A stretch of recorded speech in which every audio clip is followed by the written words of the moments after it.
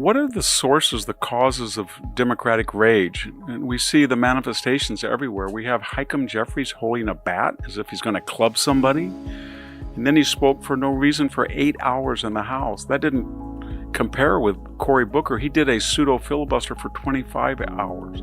Almost weekly, there's a video cut by representatives and senators on the Democratic side with the SHIT word or the F word. And then we have Bernie Sanders and AOC going to these oligarch rallies on private jets, damning the oligarchic class when they are the people who fund the Democratic Party.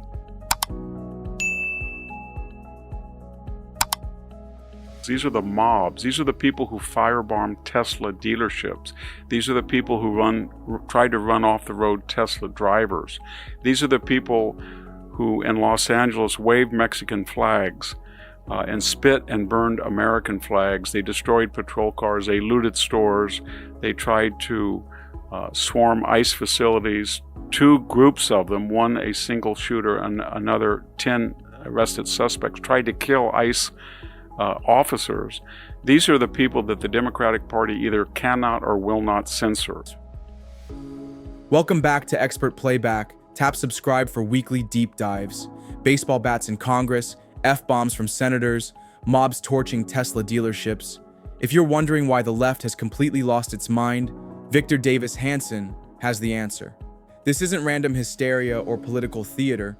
It's the sound of a political movement watching everything they've built crumble in real time.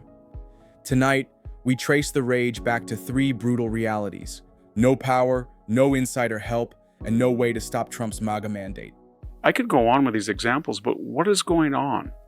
Why are they so angry? Why isn't this the old party of Bill Clinton or even the party of Barack Obama?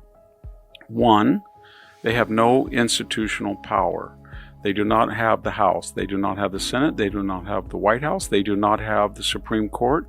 They do not have the issues. There are 30, 70, 20, 80 issues, and they're on the wrong side. They do not have the control of the bureaucratic, the heads of the cabinetcies. They do not have an edge in the issues. In other words, they don't have a 55 margin on the border or on crime or defund the police or Green New Deal. They don't. They're angry, they scream. That's why they have to take videos of Hakeem with a bat, or Cory Booker is not even filibustering. He's just out there screaming and yelling to prove that he didn't have to go to the bathroom for 25 hours. It's just insane. First brutal reality, they're locked out of every lever of government. No House, no Senate, no White House, no Supreme Court. Second reality, no saboteurs this time. No John Bolton whispering to reporters, no Rex Tillerson slow-walking the agenda. Trump's team is bulletproof from within. Hanson's diagnosis is surgical. When you can't govern, you perform. When you can't legislate, you demonstrate. Baseball bats and F-bomb filibusters aren't politics. They're political theater for a movement that's forgotten how to actually get their policies passed. What are the sources of democratic power? It's the universities. That's where people are indoctrinated. 95% of the faculty are hard left. It's the foundations that fund all of these groups. It's the media, CBS, ABC, NBC, PBS, NPR. It's the corporate boardroom. And so Donald Trump decided that he was going to go after the universities and hold them to account. Their endowments taxed. Federal grants reduced to 15% overcharges. Follow the civil rights rules or lose all of your federal money. No separation by race in graduations, themes, etc. 2 lawsuits have been settled with CBS and ABC about the media. They're very wary now of simply smearing and slandering and tell the untruth. What were the sources of all those things? I know what it was. These universities are anti-Semitic. They violated the Supreme Court laws. They're racist. They have and they're 95% left wing. They're flush with cash. They spiked their tuition higher than the rate of inflation. They spike us and they cheat the federal government with these exorbitant surcharges. And they don't allow 4th, 5th, or 6th Amendment rights for the accused. They do not allow conservative people to speak unless they're going to be chased out like we saw at Wellesley or especially Columbia, or we saw at Stanford Law School. And they said, we're going to address that. We're going to go up, we're going to tax their endowments. We're going to insist on 15%. We're going to stop the segregation.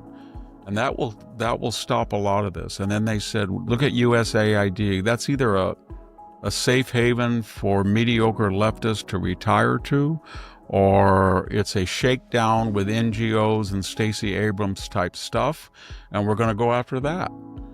And then they said to themselves, well, you know what, NPR and PBS, this is not 1970. There's 500 channels on DirecTV or Sling or Hulu, all these different, there's access to non-commercial TV, and it's pretty inexpensive. And these people are propagandists.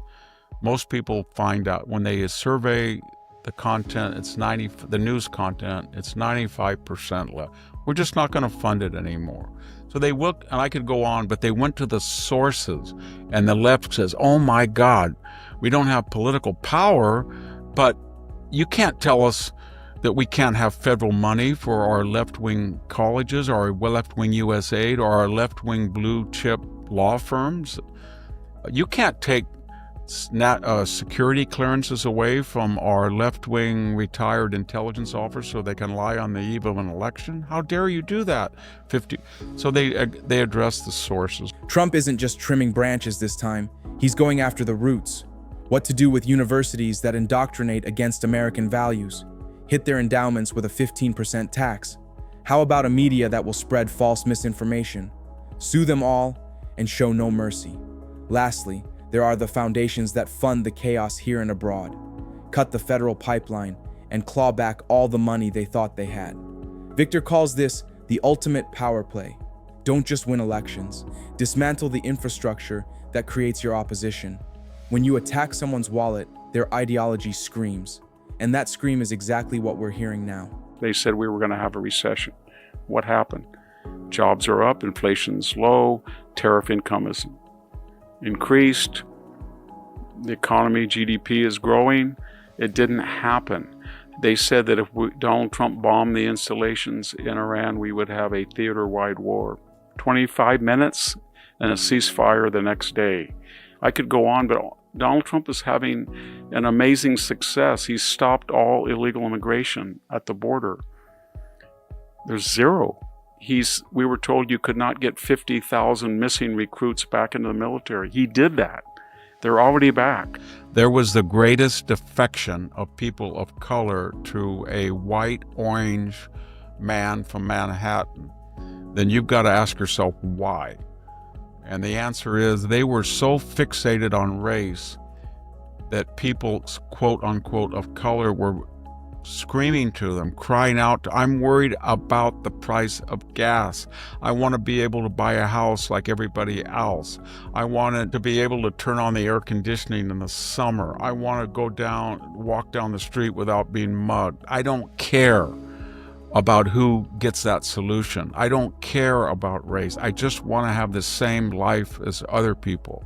Third reality that's driving them absolutely insane: Trump's actually succeeding. Every doomsday prediction has backfired. They called for a stock market crash. The markets have hit record highs. They predicted border chaos from the increased border security. Illegal crossings dropped to zero. How about minorities revolting against Republican policies? Not there either, as record numbers of Black and Hispanic voters chose results over identity politics. The data isn't just embarrassing their predictions, it's destroying their entire worldview. When your strongest talking points become punchlines, rage is all you have left. They thought Donald Trump would fail and he'd be a buffoon, and he succeeded in a more dramatic fashion than any president in the last 50 years in his first 6 months. Put it all together and they're mad, and they should be, because Donald Trump threatens not just to take their power away, but the sources of their power. If you found this breakdown helpful, hit that like button so more people see it. And if you want more sharp takes on global power plays, go ahead and subscribe. Thanks for watching, and I'll see you in the next one.